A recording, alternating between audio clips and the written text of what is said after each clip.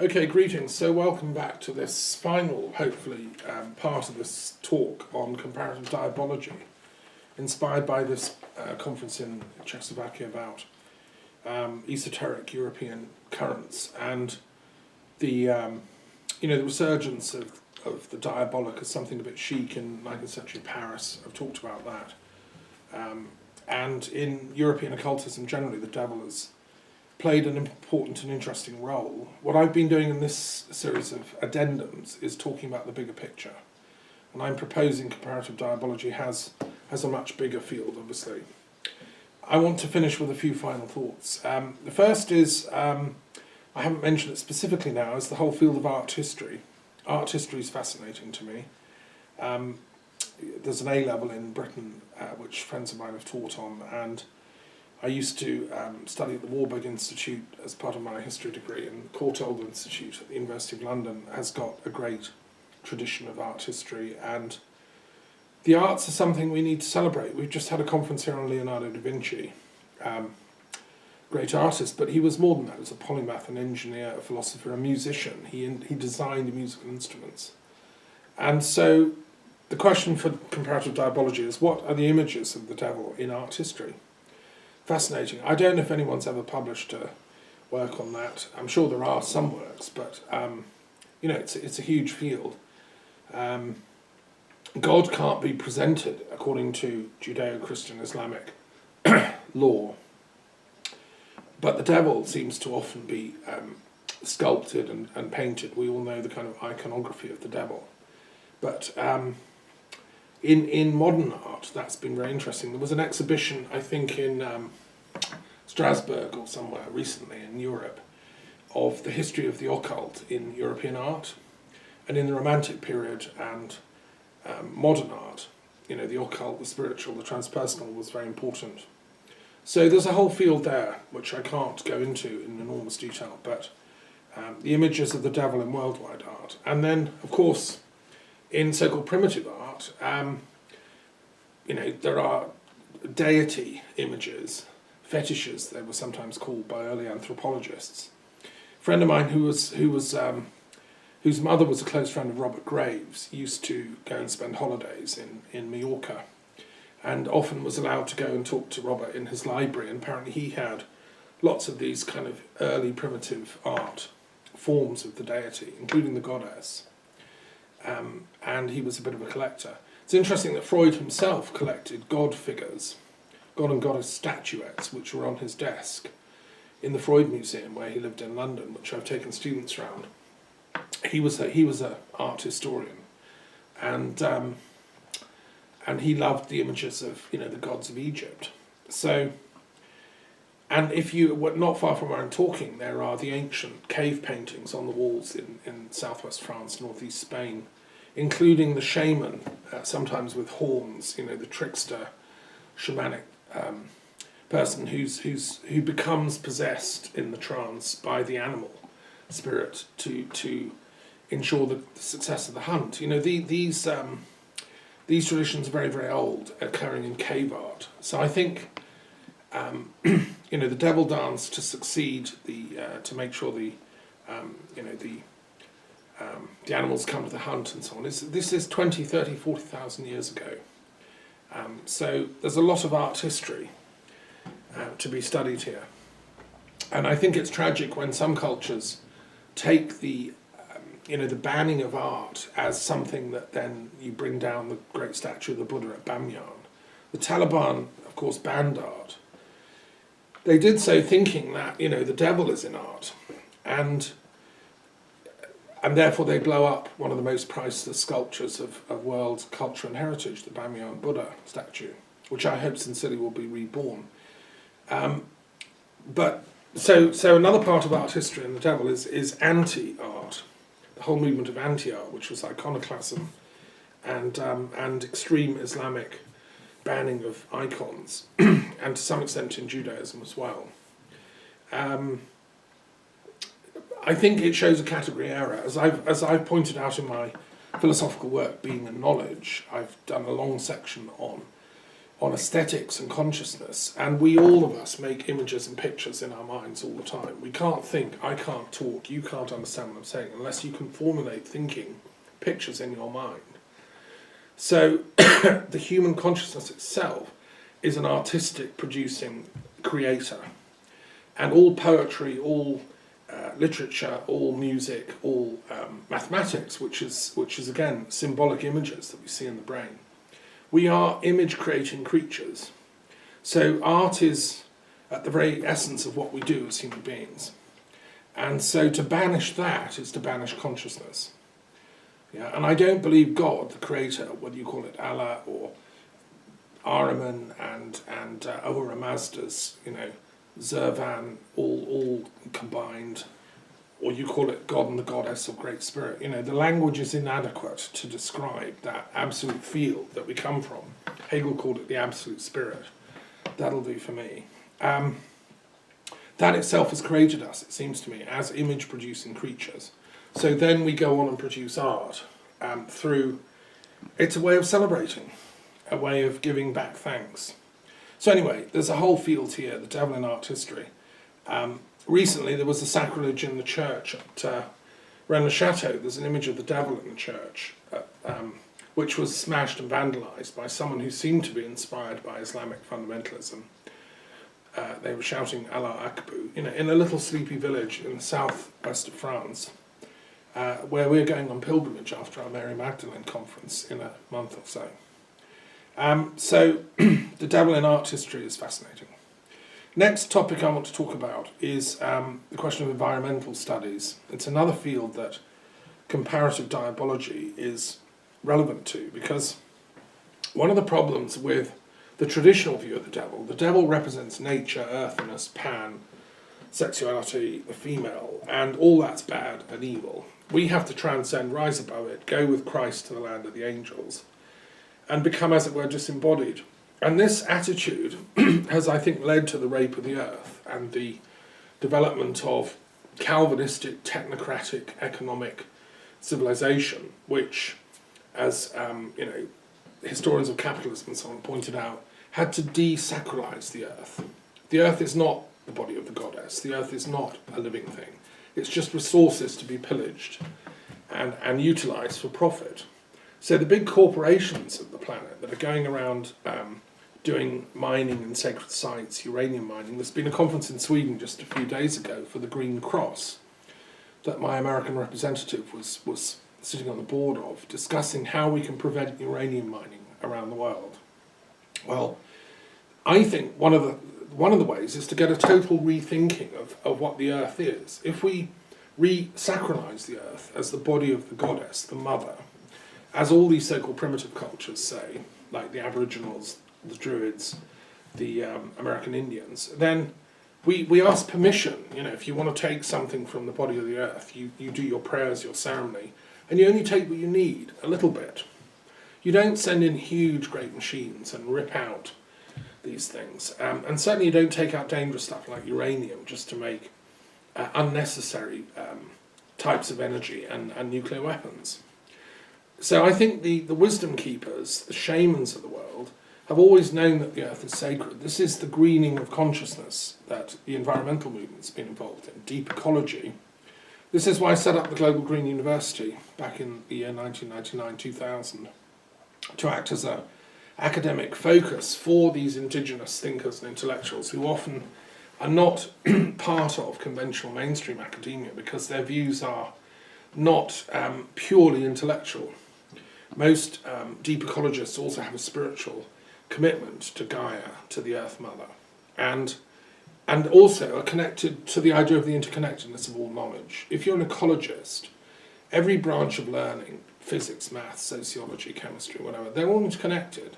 You have a flow vision of knowledge, and that's where deep ecology is coming from. So comparative diabology would say, bring back the idea of Pan, bring back the idea of the sacred in the woods, in the forests, on the hills. Go and meditate in nature, go and learn from the trees, go and learn from the plant world. These things are our teachers. And, the devil's knowledge has always been seen as involved with nature. In the Book of Enoch, the fallen angels who are become devils are teaching herbal wisdom to the people, and that's one of the reasons they're punished, which is like a serious irony. In the Druid tradition, we have the Physicians of Myddfai, a lake in Wales, where the goddess herself came and taught the earliest doctors in Wales about medical use of herbs. You know, the herbal remedies that are available to us through the plant kingdom can solve the diseases of mankind, including, mental illness can be treated by things like the right use of ayahuasca and other psychedelics. And so I think there's tremendous potential in the greening of knowledge, the greening of wisdom. And comparative diabology can play its role, so that the very thing we thought was evil and wicked and the devil actually turns out to be the saviour, the kind of the knowledge that brings release, lysis in the Greek term. So, yeah, the deity of Pan and Gaia, these are all, ways of talking about the sacredness of nature. And what we thought of the devil actually turns out to be Cananus or Pan. So, another thing this leads to is the question of, the mainstream narrative of the devil in Judeo-Christian Islamic thought is the devil is here, being bad, and then there's the goody going to come, who's the Messiah, the Saviour, the Seishant. The name is different. In Zoroastrianism, it's the Seishant. In Judeo-Christianity, it's the Messiah. In Islam, it's Jesus is accepted as the Messiah. He's coming back with Muhammad as backup, and they're going to beat and destroy the devil, right? And all these kind of apocalyptic sects or cults have a version of that story, that narrative. The problem is, of course, they have different messiahs going to play that role, right? The Jews say, no, it wasn't Jesus. He didn't do that. He failed. He was a false messiah. And then occasionally there are other people turn up in history, in the Jewish tradition, who play the messiah role for a time and then are, no, they didn't succeed, so they're not the real one. And so I think this leads to a whole field of study. I call it Messiah studies, right? So we need to have a comparative study of these different Messiah claims in history, and what actually is involved in it.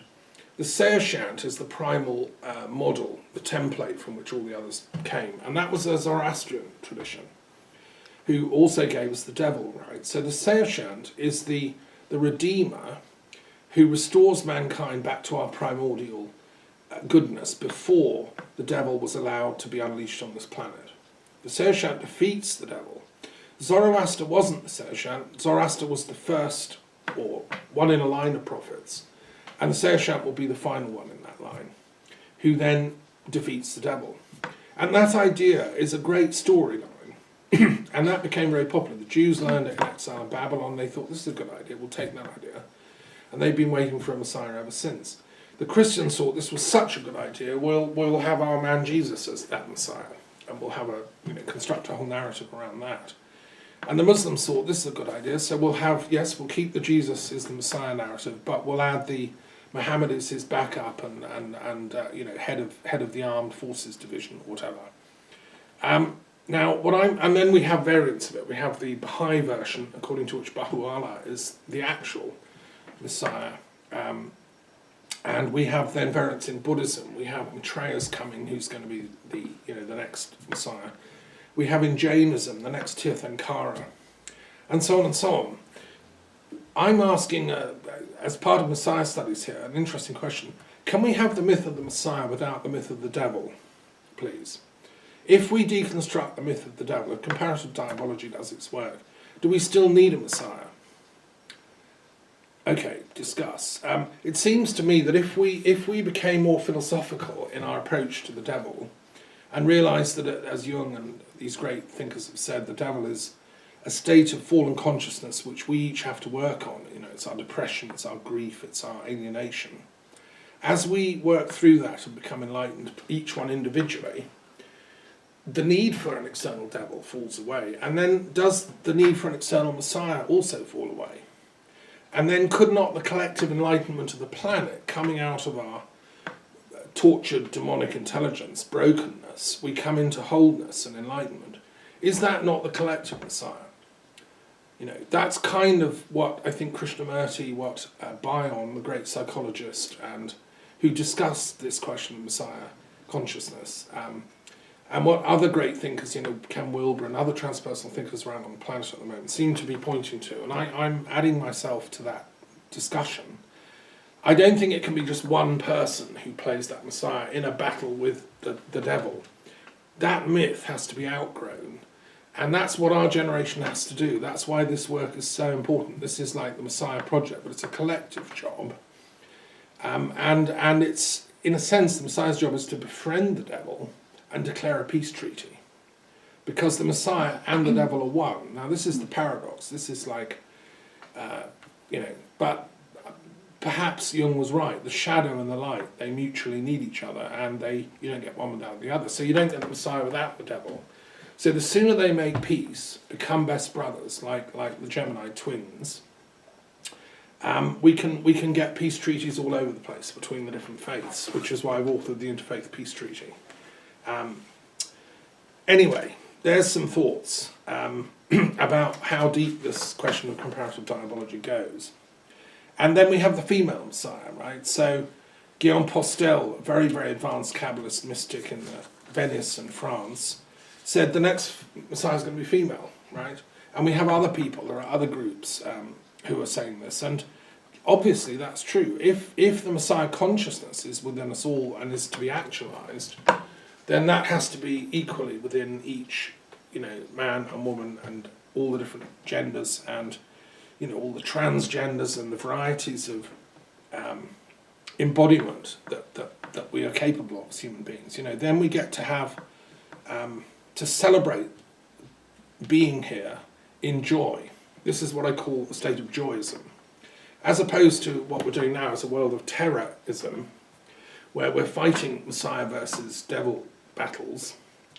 We make a devil and Messiah peace treaty, and we enter a world of joyism. So that's my proposal as a philosopher. Another field that I've mentioned before, but I'm just going to repeat, is the importance of economics, because all this is just airy-fairy talk. You know, if you can't pay the bills, if you're worried about your next job, the world runs on a certain economic system, and we can't get the actual salvation of mankind until we solve the economic problems. This was Marx's genius. He said, look, all that occult stuff going on in Paris, it's great, I love it, I know them all. But unless we actually transform capitalism from a tool of exploitation and oppression into something of enablement and facilitation, you know, we won't get enlightenment. So I talk about the political economy of enlightenment. What I'm asking is, after we reach collective enlightenment, you know, the Messiah moment, the diabolic pact with the Messiah is done, we've got a peace treaty, what does the global economy look like? You know, some people have vast amounts of resources and others have virtually nothing and are dying of poverty? Obviously not. There would be a natural, instinctive re-equalization of human needs, human resources, human potential. And to me that's, I mean, whether you approach it from a socialist perspective, you know, the best aspects of the socialist experiments, like happened in Yugoslavia and other advanced communist countries, or Cuba or whatever, you know, elements of that in the Scandinavian culture and so on. Yes, elements of that idea of society, of caring for the elderly, of making education free, of giving free childcare to all children. I think elements of that will be part of it, the political economy of enlightenment. But then there's things that capitalism does. It does brilliantly at entrepreneurialism, it does brilliant at getting brilliant ideas and then transforming them into new inventions, new developments and so on. So I think we need the best. We need to unleash the real creative genius of mankind, and then everybody can be a startup. Everybody can be, you know, working on their project. And this is the potential of you know, the global interconnectedness. Teilhard de Chardin's idea of the noosphere has come true because we now have the technology and so on.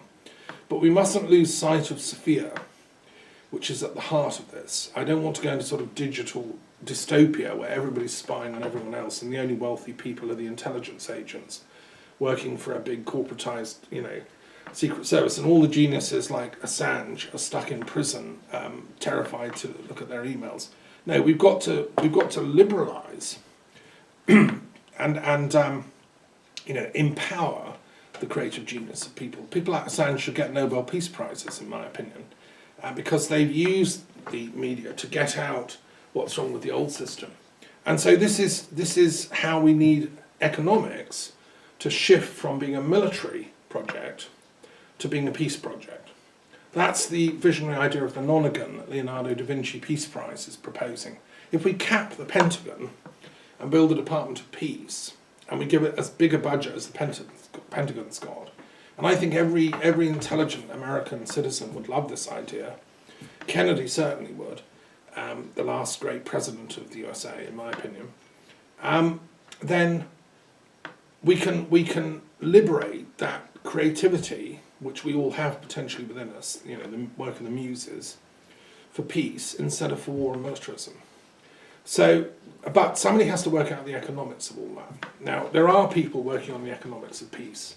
Some of my colleagues in academia, there are centres at the University of York and elsewhere. Empower those people. Let's work on global development models that empower the genius of each country, each civilization. And also that we don't have just one model of what it is to be rich. Being rich doesn't mean having 10 cars, 2 swimming pools, etc., etc. Being rich sometimes can be just being a little chap by the side of the road in India with his little bedroll and his little altar and his prayers. And this guy is as rich as anyone, spiritually and culturally. Because richness is about consciousness and about spiritual enlightenment and non-violence and seeing through the veils of Maya. It's not about indulging in Maya. Thoreau said a man is rich in proportion to the things he does not need. So, so there's a spiritual richness that we should be cultivating and putting together the best of Western and Eastern civilizations. Okay, another branch of, and economics is just beginning to do that sort of thing through the greening of economics and so on. Okay, then we come to another branch of knowledge that's very relevant, which is law. I've talked about that several times. It was illegal to give talks like this in former times. I would have been hauled away and called a heretic and stuck in prison long ago. Fortunately, we live in a modern, advanced world system now with freedom of speech for academics and freedom of thought. But there are still too many legal blocks on freedom of discussion, freedom of thought, not just in academia, but in ordinary society. And there are some countries in the world, which I've mentioned, where to talk of the devil is literally, gets you sentenced. So legal thinkers need to work on this. The whole question of human rights is great and needs to be advanced to freedom of thought. Just to be controversial, is there such a thing as, does the devil have any rights in law? Does God have any rights? Do the gods? So there's the notion of divine rights, I think, should balance those of human rights. I think the gods should have some kind of rights because they're pretty powerful beings, if they exist, and I'm putting this in brackets. Some countries have made any kind of spiritual belief totally legal, abolished it. And that on the whole, those experiments didn't work because there is an innate reverence, piety, and experiential base to the evolution of mankind's spiritual consciousness, which also arises from out-of-death experience. So I think the gods do have rights, and their right is to be loved and celebrated. And I think all the devilish deities, the Pans, the Canonicers, also have rights. So their worshippers, their followers, should not be persecuted and burned as witches. Being human beings complex, but it does involve duties of reverence and piety to the higher forces. And the Elohim, to use the Hebrew term, also have rights. Anyway, interesting questions for legal thinkers to get round. Enoch and the Enochian literature is interesting because he goes to the heaven worlds and sees the souls being judged. And God is reading off a kind of shimmering screen of letters that looks like a giant computer screen. And the karma of every individual that comes up before the throne of judgment is then weighed and assessed. And it's a kind of judicial decision. I think that another thing to look at is law should be much more sensitive and flexible in the way it's implemented. At the moment we have this silly idea that there's this thing called law and then there's this thing justice. And police and everyone say, well, it's not about justice, it's about law. No, I think we have to shift law in the direction of justice. And this is the Druid thing. Real law can't be written down. It was an intuitive assessment of a complex situation by an enlightened elder who would then do the justice. Solomon was good at that.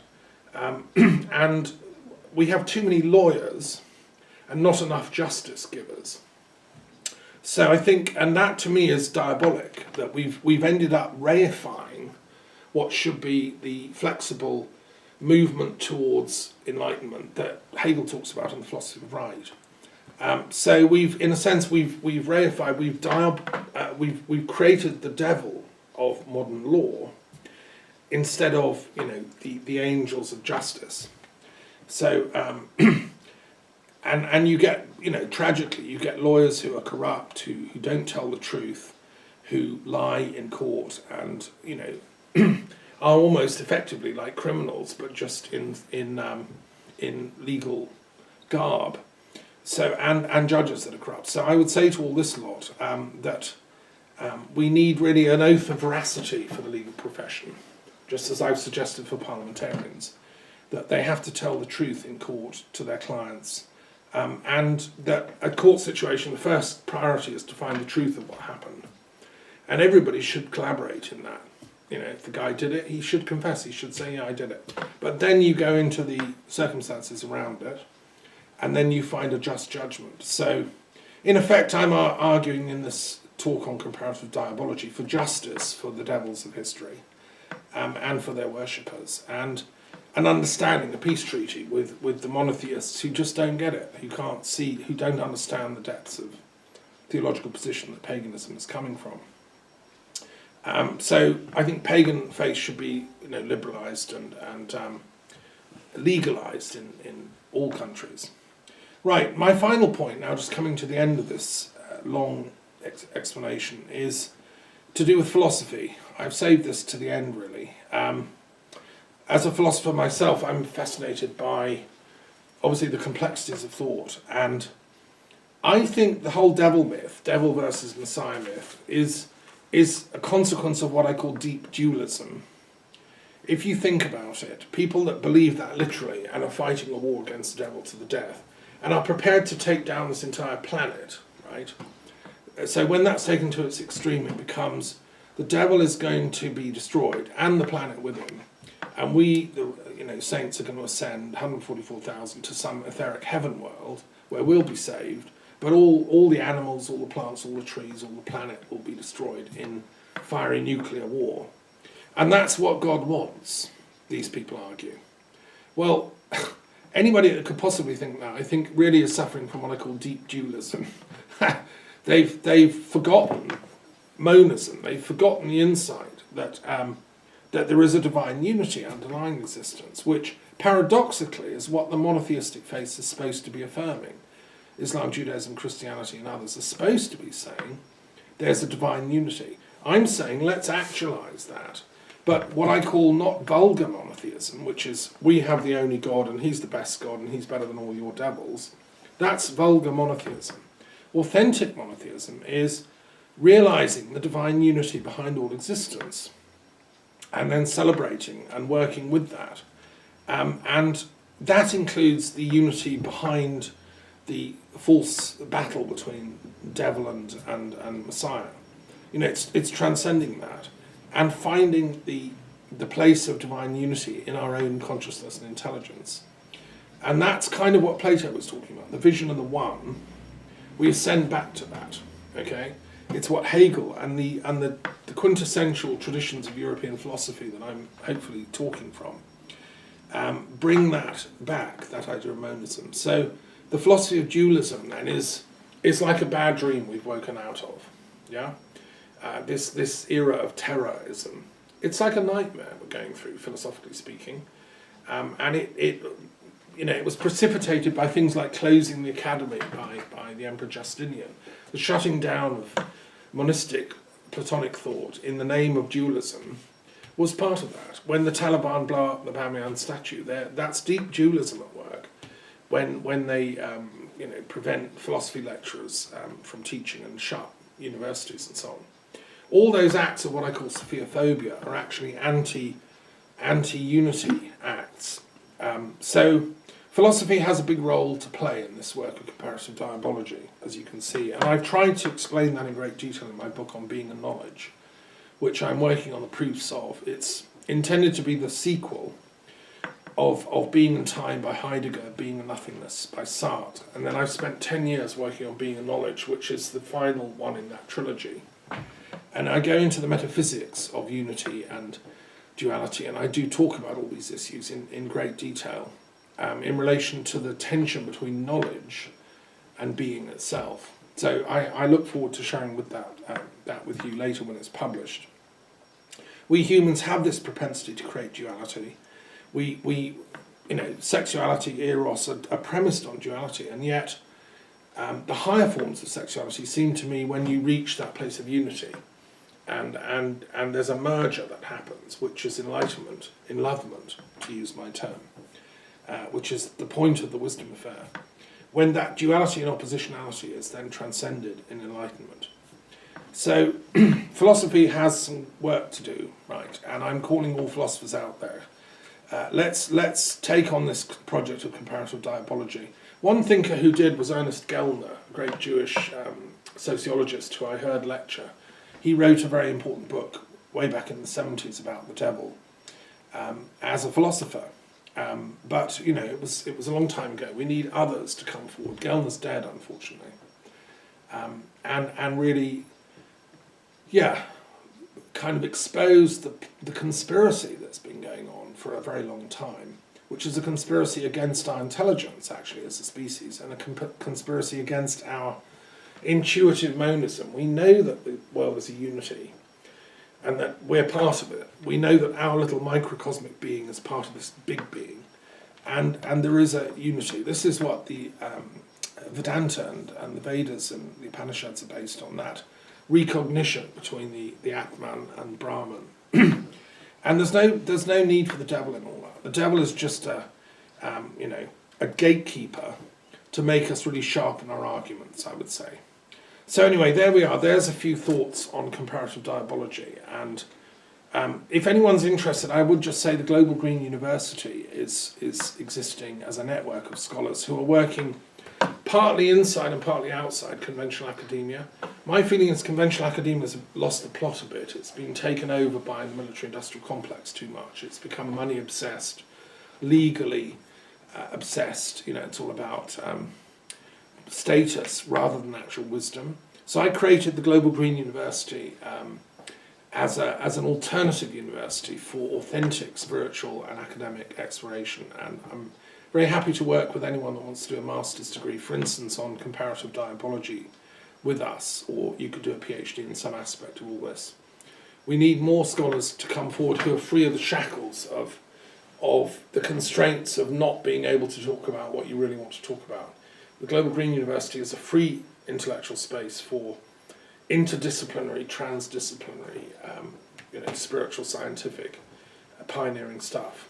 And its primary orientation is towards peace studies. Right, well, thank you so much for listening, and I wish you bon voyage in your future explorations. Thank you.